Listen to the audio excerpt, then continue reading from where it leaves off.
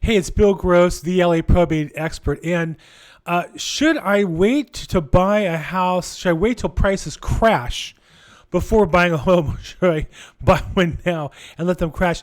That's the question Yahoo Finance asks. I think it's so dishonest. I think the real estate news is so dishonest, and I'm going to show you how. Let's take a look at, number one, where's the real estate market headed? And number two, let's see where the fake news is coming from in real estate. So Yahoo Finance asks this question: should I wait for real estate prices to crash before I buy a house?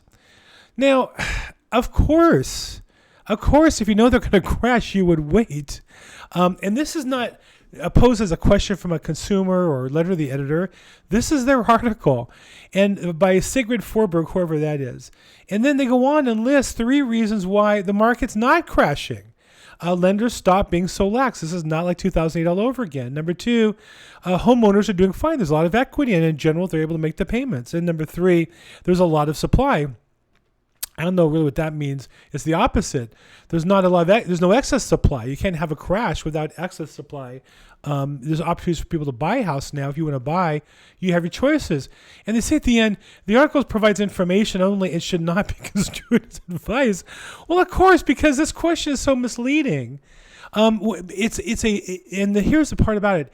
It is a command embedded in a question. Should I wait for real estate prices to crash before I buy a home?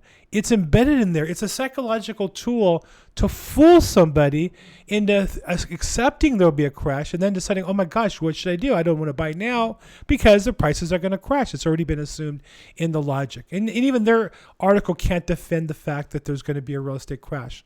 So they get the first prize for false information for the week. Number 2 goes to CNBC. They have a YouTube channel, and they put in there, the housing market enters a recession. And they put that in bold letters throughout, and they run some arguments. But here's the thing. When you start with that as a title, you're already setting up your clients with the expectation that there's a recession. Now, nationally, we have this debate over, are we in a recession or not? And the classic definition has become a political football. I don't want to get into that. But here you have CNBC that won't say we're in an economic recession, pronouncing that we're in a real estate recession as if that's even a thing. And when you really break into the news in detail, what they tell you is sales are down in terms of the number of sales to pre-pandemic levels. So think about it. Sales of activity, the number of sales has gone down 40% from 2 years ago from pre-pandemic. But prices went up 40% from 2 years ago.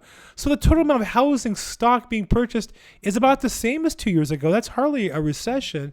And the home builders are also down to pre-pandemic levels. Well, we're no longer in a pandemic. I mean, I don't know. Again, don't want to get into the politics of it, but I was at the market today, and I was out today enjoying my day in Los Angeles, and we don't seem to be restricted at a pandemic. Maybe there's some isolated things that are different, but by and large, we've gone back to normal. So it stands to reason all the economy would go back to normal, including the housing market. I think another fender of the misinformation in real estate, unfortunately, is the California Association of Realtors, which I think do great work. I'm a member. We have great documents. They support us as agents to do our job, but they really have misleading information. And I want to show you, they run these great weekly statistics. Every week updating closed sales, pending sales, new listings, active listings, median price, median close price. And the percent of homes that are discounted and the median discount. Great statistics. Every single week they update this information. But notice they only show the last 3 years. So again, by comparison here, prices today, closed sales today are the lowest they've been since the onset of a global pandemic. Pending sales are lower than they've been since the onset of a pending global pandemic. New listings are higher now than they were since the onset of the pandemic. But here's another factoid. Prices are still up. Closed prices are still up. So what happens is the number of homes that sold are lower. The total house prices have gone up. The net total sales is about the same. But notice the California Association of Realtors has all their data based on the last 3 years.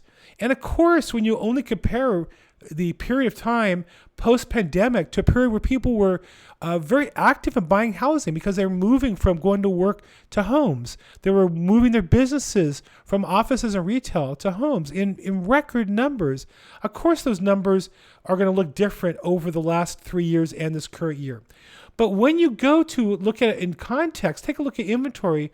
Our inventory is still slightly higher than the pre-pandemic years, meaning it would be almost a record number from 2018 and 19 if it was 2020. What happened in 2020 and 21? A global pandemic. Take it out of the equation. The inventory now is, the under contract is a record number. And same with inventory. Take a look at how low the inventory is. It's slightly higher than last year, than the global pandemic, but way lower than pre-pandemic levels. So inventory is low, which prohibits or stops a crash from happening. But the under contracts are still, by normal market standards, higher. And I listen to business news regularly, Wall Street Journal and related channels in the morning about the market. And what's happening in the economy is companies have to compare their sales to pre-pandemic levels. Or companies like Zoom and online companies had great years the last 2 years, and they're now having to adjust their businesses because we're moving back towards a reality which is adjusted by the pandemic, but it's not the same level of intense transition that we went through. And real estate is one of those examples as well. So when you see statistics just over the last, I think, 3 years, you're probably going to be misled as to what's happening in the marketplace.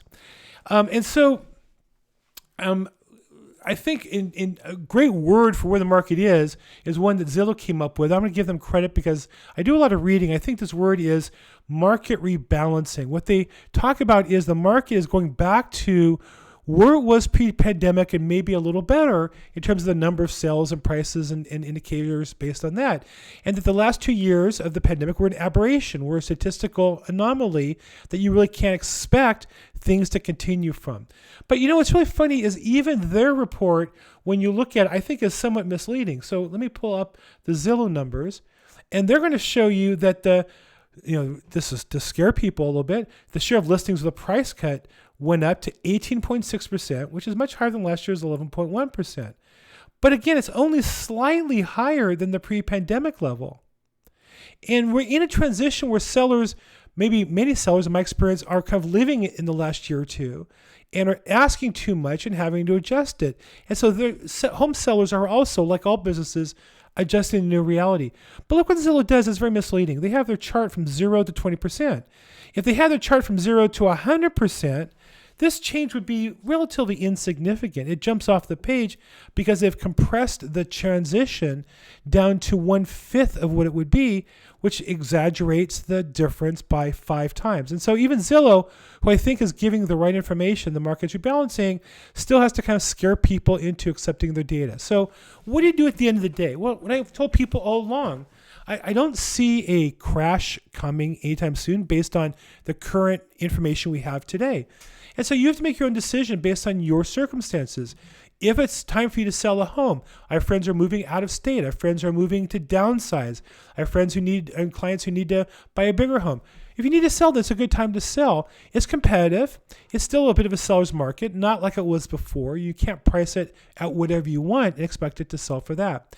And if it's time for you to buy, if you can afford it, based on current rates, which have jumped up, and current prices, which have increased.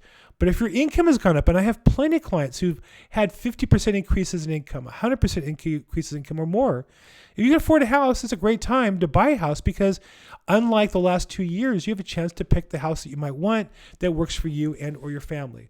So at the end of the day, it's really about what's best for you and play the cards that work for you rather than rely on what Yahoo Finance or CNBC or the Board of Realtors, or even Zillow are telling you. So if I can help you, please call me, text me, email me. Bill Gross, the LA Probate Expert. As always, make today your best day ever. Thanks so much.